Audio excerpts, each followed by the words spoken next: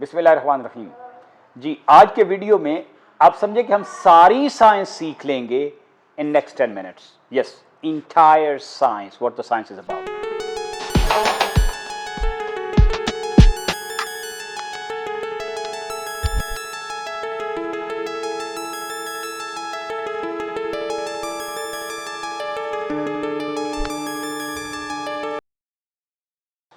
Science जो सारी की सारी है ना, इसको फिजिक्स कहते हैं। बाद में हम देखेंगे कि फिजिक्स में से एक ब्रांच निकलती है which becomes later about the materials, we call it chemistry. उसी में से फिर एक ब्रांच और निकलती है, लेकिन जो टोटल साइंस है वो फिजिक्स है। अब फिजिक्स में बहुत इंटरेस्टिंग बात यह है कि 3 कॉन्सेप्ट हैं बुनियादी। One is matter and energy. तो मैटर को बताने के लिए मैं वैसे कह रहा हूं कि this is a matter, this is a symbol of a matter, I can touch it, it has मास। और एनर्जी के सिंबल के तौर पे जिस मैंने आग जलाई हुई है, मोमबत्ती हमने, ठीक है, ये मैटर ही एनर्जी में कन्वर्ट हो रहा है। और इसी तरह एनर्जी जो है वो बाद में मैटर में भी कन्वर्ट हो सकती है। यस, दैट्स ट्रू कि matter is going in form of waves. आपको ये नजर आ रहा है ना, तो ये वेव्स हैं, मेरी आवाज नजर आ रही है, ये वेव्स हैं। तो मैटर और वेव्स जो है ना, मैटर इज पैक्ड वेव्स, तो लिहाजा मैटर और एनर्जी तो एक ही बात हुई। आइंस्टाइन की थ्योरी से पहले हम ये समझते थे कि ये 2 मुख्तलिफ चीजें, अब ये एक ही चीज है। दूसरी अहम चीज है स्पेस एंड टाइम। ये कुछ स्पेस घेरती है और ये अगर मूव करेगी तो कुछ टाइम लगेगा, ठीक। अब स्पेस और टाइम भी हम समझते थे कि ये 2 मुख्तलिफ चीजें हैं, लेकिन ऐसा भी नहीं है, स्पेस और टाइम भी एक ही चीज है। एक तीसरा बड़ा इंपॉर्टेंट उसका चैप्टर है जो कि काफ़ी अरसे तक इंसान को नहीं पता था, that was the topic of symmetry, ठीक। तो कायनात में ये 3 चीज़ें जो हैं, इनके इल्म को और इनमें पैटर्न देखने को फिजिक्स कहते हैं, ठीक। अब ये जो मैटर होते हैं ना, ये मैटर आपस में they can attract, they can repel, they can decay, they can annihilate. इनको कहते हैं मैटर के इंटरैक्शंस। तो मैटर के जो इंटरैक्शंस है ना, they give an effect which is called force. मैं इसको छोड़ता हूं तो it's a kind of force which pulls it down. लेकिन ऐसी बात नहीं है कि सिर्फ earth has pulled it down, this has also pulled the earth up. लेकिन इसने थोड़ा पुल किया है कि वो मैं मेजर आमतौर पे नहीं कर सकता, लेकिन मेजर किया जा सकता है। तो ये जब इसको पुल कर रहा है तो ये भी इसको पुल कर रहा है, इट्स ऑलवेज म्यूचुअल। एक ये फोर्स है, इस फोर्स को हम कहते हैं gravity, which you all know about, ठीक। ग्रेविटी कायनात में कहां कहां काम करती है ये हम बाद में डिस्कस करेंगे, लेकिन हमें पता चल गया कि ये ग्रेविटी है। दूसरी फोर्स जो है ना, वो हम देखते हैं कि अगर मेरे पास मैग्नेट्स हैं, जैसे ये मैग्नेट रखे हुए हैं, तो मैं एक मेटल लेके आऊं या एक मैग्नेट लेके आऊं तो ये इसके साथ इसको अट्रैक्ट करता है। या अदरवाइज आपने देखा हुआ है कि कंपस नॉर्थ साउथ को जाता है, साउथ नॉर्थ को जाता है। तो ये वो फोर्स नहीं है जो हमने पहले ऑब्जर्व की थी, जो इसके फॉल में यूज होती है। तो ये दूसरी किस्म की फोर्स है। इस फोर्स को हम कहते हैं इलेक्ट्रोमैग्नेटिक फोर्स। लेकिन एक फोर्स और भी है जो जिसकी वजह से पार्टिकल अंदर से, यानी जो हम कहते हैं ना एटम होता है, मिनिमम चीज़ जो एक फैमिली के तौर पे ये पार्टिकल्स रहते हैं, उसको एटम कहते हैं। तो एटम के अंदर एक न्यूक्लियस होता है। और इंटरेस्टिंग बात यह है कि न्यूक्लियर बहुत कम जगह घेरता है। पूरे आप एक फुटबॉल स्टेडियम लें तो उसमें जो न्यूक्लियस होता है वो छोटे से पीनट जितनी जगह घेरता है। तो वो जहाँ दिखाया नहीं जा सकता, और वो आमतौर पे तो इलेक्ट्रॉन माइक्रोस्कोप में बड़ी मुश्किल से ही नज़र आता होगा। तो वो न्यूक्लियस ने जिस फोर्स में बंधा हुआ होता है, उस फोर्स को हम कहते हैं nuclear force, strong nuclear force. तो 3 फोर्सेस हैं, gravity, magnetism and nuclear force. Nuclear force के डेमोन्स्ट्रेशन अब इधर हम आराम से नहीं कर सकते, वो सूरज पे हो रही है, वो एटम बम के फटने में होती है। अब इन फोर्सेस का हम एक्सपेरिमेंट के लिए एक एक छोटी छोटी डेमोन्स्ट्रेशन करेंगे ताकि हमें इनके पैटर्न समझ आएँ कि नेचर में इनके पैटर्न क्या हैं और हम टेक्नोलॉजी में इनको कैसे यूज़ करते हैं। और वो ज़रा इस लेवल के होंगे कि वो इंटरेस्टिंग हो और काउंटर इंट्यूटिव हों और आपको हैरानी पे लेके जाएं। मिसाल के तौर पे अब आप ये देख रहे हैं कि ये एक रॉड है जो नीचे आ रहा है। अब ये फिरास आपके लिए भी है, it is coming down. It is why it is coming down? Because of gravity. But this is going up It's not coming down. This is going down, but this is coming up. ठीक? अब बच्चों को ऐसे experiment कराएंगे तो उन्हें पता चलेगा कि ये जो चीज़ें हो रही हैं उनको कीनली ऑब्जर्व करना होता है, और ऑब्जर्व करने के बाद उनको फिर मेजर करना होता है, और मेजर करने के बाद आपको पता चलता है कि वो किस स्पीड से जा रही हैं, या ये जो नीचे जा रही है तो हो सकता है आपको महसूस हो रही हो कि ये ऊपर जा रही है, लेकिन in real term gravity defeat तो नहीं हो सकती। ठीक है, तो ये एक एक्सपेरिमेंट है। इसी तरह ग्रेविटी में आप ये देखें कि कोई भी चीज़ हम ग्रेविटी में थ्रो करते हैं, if I am throwing this in gravity, या मैं कोई भी चीज़ ग्रेविटी में ऐसे थ्रो करता हूं तो it takes a very particular path. ठीक, ऐसे मैं थ्रो करता हूं तो it takes a very particular path, this path is like this. या इस चीज़ को मैं थ्रो करूं तो it takes a particular path and goes like this. इसकी वजह क्या है कि मैंने अगर उस चीज़ को ऐसे ऐसे ऐसे ऐसे फेंका है, लेट्स टेक इट दिस, तो ये इधर तो एक सेकंड में यूनिफॉर्म फासला तय करती है, 1 1 1 1, लेकिन उसकी जो नीचे वाली मूवमेंट है वो यूनिफॉर्म नहीं है। अगर वो यूनिफॉर्म होती तो it would come straight like this. ये इधर 1 आती है तो इधर 1 आती है, इधर जितनी देर में 2 आती है इधर 4 आ गई है, इतनी देर में 3 आती है उधर 9 आ गई है, तो लिहाजा इसका पाथ क्या बनता है, ऐसे। तो ये एक्स स्क्वायर की तरह मूव करती है। ये बहुत पुराना, इंसान को 1650s में ये चीज़ मालूम हो गई थी, इसको कहते हैं इनवर्स स्क्वायर लॉ। तो जब भी आप कोई चीज़ ग्रेविटी में फेंकेंगे ये इनवर्स स्क्वायर लॉ को फॉलो करेगी, ये एक बात होगी। इनवर्स स्क्वायर लॉ को मैग्नेटिज्म भी इसी तरह फॉलो करता है। ठीक, मैग्नेटिज्म में ये सवाल आपके लिए इंटरेस्टिंग हो सकता है कि नॉर्थ साउथ को अट्रैक्ट करता है और साउथ नॉर्थ को अट्रैक्ट करता है, ये आम मैग्नेटिज्म से भी आप कर सकते हैं, लेकिन मैग्नेट का नॉर्थ अर्थ के नॉर्थ की तरफ जाता है, which is a little counter intuitive. उसकी क्या वजह है ये आप एक्सप्लोर करेंगे। और आगे जब ये फोर्सेस जिंदगी में अमल करती हैं तो हम उनको यूटिलाइज कैसे करते हैं, उसमें एक दो कॉन्सेप्ट बच्चों के लिए बहुत इंटरेस्टिंग है कि उनको क्लैरिटी से पता हो। उनमें एक कॉन्सेप्ट है पावर का और एक कॉन्सेप्ट है प्रेशर का। अब मिसाल के तौर पर मेरे पास एक ये चीज़ है, मैं ऐसे उठा सकता हूँ, लेकिन मुझे कोई कहे कि इसको ऐसे उठाएं तो मैं नहीं उठा सकता, बिकॉज इसका जो शार्प एज है वो ऐसे लगता है कि it will piers through my body. ठीक है, मतलब एक आपका जो चाकू है वो शार्प ना हो और चाकू ब्लंट हो, आप उतनी ही जोर लगाते हैं लेकिन वो ब्लंट चाकू नहीं काटता, लेकिन शार्प चाकू काटता है। वजह क्या है कि वही फोर्स बहुत थोड़े से एरिया में अप्लाई हो रही होती है। तो on the very very small area the amount of force is more. इसमें this force is distributed over a larger area. Here the same force is coming on almost 1 millimeter square. इसमें the same force is almost on the 100 millimeter square. तो ये difference है pressure में। यहाँ force तो same है दोनों cases में, लेकिन प्रेशर सेम नहीं है। यही प्रेशर और फोर्स को हम आगे वर्क में भी यूज कर सकते हैं कि मैं किसी चीज़ पे फोर्स यूज करूं और वो ट्रैवल करे, तो दैट्स अ वर्क। और ये अगर मॉलिक्यूल लेवल पे देखें ना तो इसी एनर्जी को हम कहते हैं कि उसमें काइनेटिक एनर्जी आ गई है पार्टिकल्स में, और वो टेम्परेचर है। और टेम्परेचर बच्चों को बड़ा इंटरेस्टिंग समझ आता है क्वेश्चन के थ्रू कि जब हम मरी पे जाएं या यहाँ से थोड़ा सा ऊपर जाएं या बादलों पे जाएं तो वहाँ पे ठंड क्यों होती है, क्योंकि वहाँ पे प्रेशर हवा का कम होता है। अब ये बात इससे समझ आ सकती है आपको।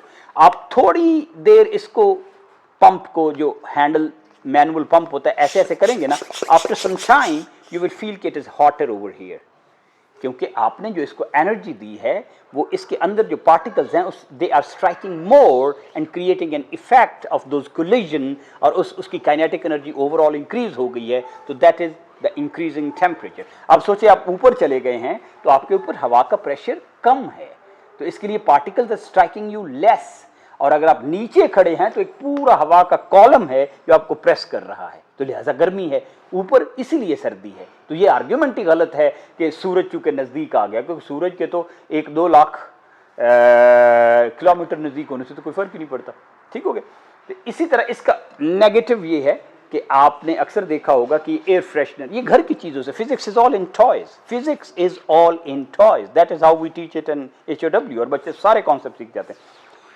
घर में अगर आपके पास ये एयर फ्रेशनर है तो आप उसको ऐसे करें, तो उसके बाद आप देखेंगे आफ्टर अ व्हाइल इधर वाली जगह ठंडी हो जाएगी, अब this is the total reverse of that. हमने चीज को प्रेशराइज किया तो दे वर स्ट्राइकिंग मोर, हमने प्रेशर कम किया तो दे आर स्ट्राइकिंग लेस। आप इसे समझे कि एक हॉल में 15 बच्चे हैं एक छोटे से कमरे में, और वो एक दूसरे से हैंडशेक कर रहे हैं। अगर उनमें से 7 बच्चे चले जाते हैं, बाकी 8 रह जाएंगे, अब उनके दरमियान डिस्टेंस कम हो जाएगा, तो उनका इंटरेक्शन भी कम हो जाएगा। Exactly at the particle level imagine कि उसका इंटरेक्शन कम हो गया है, तो they are striking the walls less, the temperature is down. ठीक, अब यही चीजें रहेंगी इसी तरह, लेकिन उनकी डेमोन्स्ट्रेशन में हम उनको मुख्तलिफ चीज़ें कहेंगे। जैसे हम कहते हैं कि जी अगर कोई चीज़ हमारे पास यहाँ पे पेंडुलम है, तो हम उसको अगर घुमाते हैं ऐसे, तो अगर मैं ज़ोर से घुमाता हूँ तो बाहर को क्यों जाता है?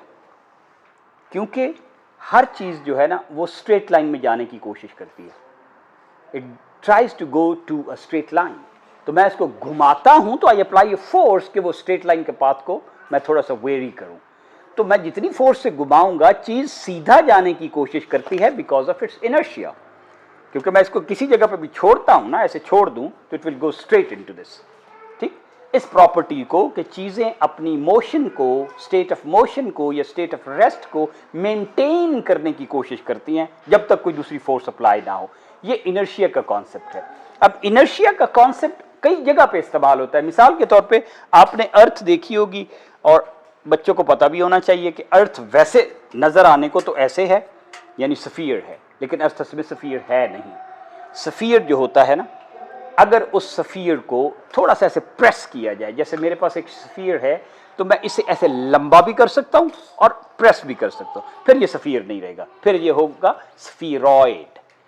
लंबा करूंगा तो इट्स एन ऑब्लॉन्ग स्फीरॉइड, ऐसे करूंगा तो इट्स एन ऑब्लेट स्फीरॉइड।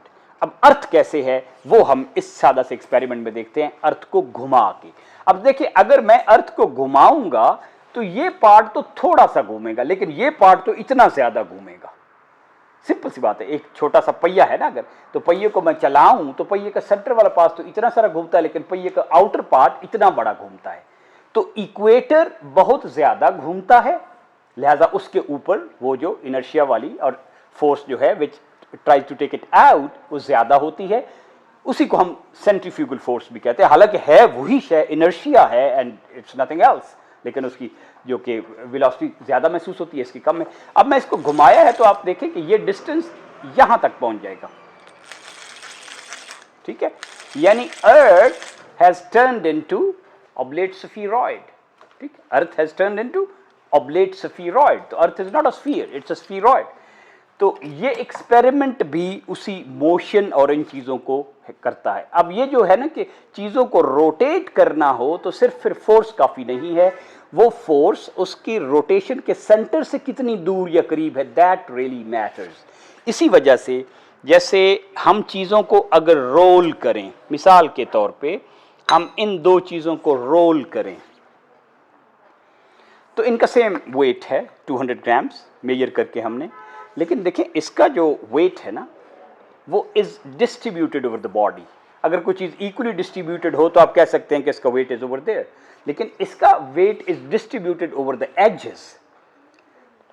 अब इनको अगर सिंपल फेंका जाए तो they will come together, it's okay. इनको किसी ऐसी सरफेस में फेंका जाए कि जहां पे फ्रिक्शनलेस सर्फेस है, दे विल गो टुगेदर। लेकिन इनको रोटेट करने के लिए एक जैसी फोर्स नहीं लगेगी, क्योंकि इसको रोटेट करने के लिए ये सेंटर से बहुत दूर है, तो मुझे वर्क ज्यादा करने पड़ेगा, क्योंकि वो फोर्स वर्क जो है ना, या जो एनर्जी है, वो force multiplied by the distance from its centre of rotation. तो अब ये एक्सपेरिमेंट बड़े आराम से किया जा सकता है। HOW में आप जब भी आए तो ये all these experiments are freely available. मिसाल के तौर पे इसको अगर मैं इधर ऐसे रोल करूं तो बच्चे एक इतनी छोटी सी उस पर तो शायद इसका वो डिसर्न ना कर सकें, लेकिन अगर ऐसे मैं रोल करूं तो ये एक इनमें से आगे निकल जाएगा हमेशा, और वो जो आगे निकलेगा ना that will always be the wooden part, the wooden will go ahead. वजह, क्योंकि वुडन का सेंटर इज समवेयर हियर, इसका जो सेंटर है it is in the outer side, तो लिहाजा इधर मुझे ज्यादा जोर लगाना पड़ता है।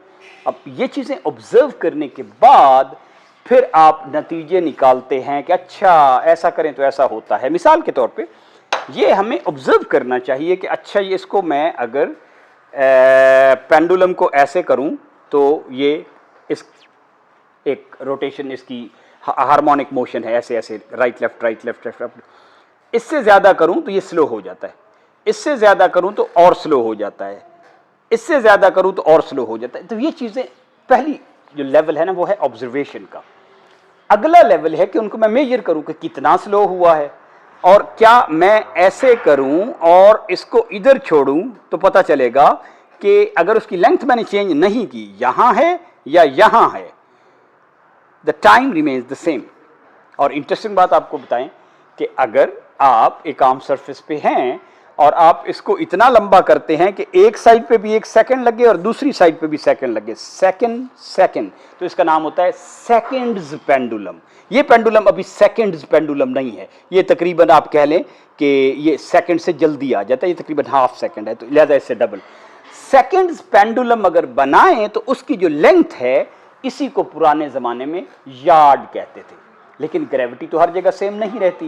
ग्रेविटी जो इधर है और आप पहाड़ के ऊपर चढ़ गए या इवन आप यहां से यहां भी आ गए, ग्रेविटी सेम नहीं रहेगी, ठीक है ना। ग्रेविटी चेंज होगी, लेकिन वो इतने छोटे एक मीटर के फासले पे हम आम इंस्ट्रूमेंट से तो मेजर नहीं कर सकते, लेकिन सेंसिटिव इंस्ट्रूमेंट से हम 1 सेंटीमीटर 1 मिलीमीटर के फासले में भी ग्रेविटी में डिफरेंस मेजर कर सकते हैं। अच्छा, ग्रेविटी में डिफरेंस की वजह से टाइम भी चेंज हो जाता है, क्योंकि स्पेस कर्व का ग्रेविटी से बहुत ताल्लुक है। तो जो क्लॉक इधर पड़ा है और जो क्लॉक इधर रखा हुआ है, उनकी स्पीड सेम नहीं रहती। इसलिए जो ज़मीन पे क्लॉक होते हैं वो हम सैटेलाइट भेजते हुए सिंक कर भी लें, तो ये है अब 3 थ्योरीज यहाँ पे काम आती हैं ओवरऑल, कि जब चीज़ें बहुत तेज़ हैं तो जो थ्योरी काम आती है उसको आप 8वीं क्लास के बाद में जाके पढ़ते हैं, उसको कहते हैं the general theory of relativity. ठीक, कि स्पेस और टाइम के आपस में रैप हो जाते हैं, टाइम 1 सेकंड छोटा भी हो जाता है और लंबा भी हो जाता है। दूसरी थ्योरी है कि जो चीज़ें बहुत छोटी होती हैं तो आपस में कैसे मिलती हैं, इसको कहते हैं the theory of quantum mechanics, और इस पे सारी केमिस्ट्री है। और इसी तरह तीसरी एक थ्योरी है कि चीज़ें जब बड़ी होती हैं, एक तो होता है ना एटम के लेवल पे, एक जो बड़ी है, मसलन ये सारी चीज़ें बड़ी ही हैं या इससे बड़ी सेलेस्टियल बॉडीज भी, ये जब मूव करती हैं तो जो रूल्स अप्लाई होते हैं उनको हम कहते हैं स्पेशल थ्योरी ऑफ रिलेटिविटी। जैसे आप मिसाल के तौर पे एक गाड़ी में जा रहे हैं और आप गाड़ी चल रही है यूनिफॉर्म स्पीड से, आप ऐसे करें तो ये आपकी झोली में ही गिरता है, लेकिन जो बंदा बाहर से देखेगा तो वो असल में तो इसकी ये मूवमेंट है, लेकिन इसके ऊपर बैठे हुए बंदे को लगेगा कि ये सीधा मेरी झोली में या मेरी लैप में या मेरे हाथों में आ गया है। लेकिन बाहर से बंदा देखेगा तो उसे पता है कि गाड़ी भी तो साथ साथ मूव कर रही है ना। ये रिलेटिविटी है। मैं जिस फ्रेम ऑफ रेफरेंस में उसे देखता हूं उसमें वो चेंज हो जाता है। अब ये सारी चीजें और ढेर सारे और एक्सपेरिमेंट आप सादा इस कैंडल के बर्निंग से देख सकते हैं कि ये जो कैंडल बर्न हो रही है ये ग्रेविटी की वजह से इसको नीचे आना था, ये ऊपर क्यों आ रही है। इसमें जो बर्निंग हो रही है ये हम नेक्स्ट किसी वक्त जब हम बताएंगे आपको कि ये इलेक्ट्रोमैग्नेटिक फोर्सेज हैं जो काम कर रही हैं। These are electromagnetic forces. लेकिन इलेक्ट्रोमैग्नेटिक फोर्सेज का एक हिस्सा जो है ना उसको केमिस्ट्री कहते हैं, वो एक हम सेपरेट किस्त में करेंगे कि केमिस्ट्री में क्या क्या आता है। फिजिक्स की हमने आपको बाउंड्री बता दी, which is matter and energy, space and time, and symmetry, and matter or energy के interaction are forces. There are only 3 kinds of forces: gravity, electromagnetism, and nuclear. And these forces on a specific area create pressure. Force किसी चीज़ पे apply करें, that is work. 8वीं तक की हमारी सारी science की डोमेन सिर्फ ये है। Thank you.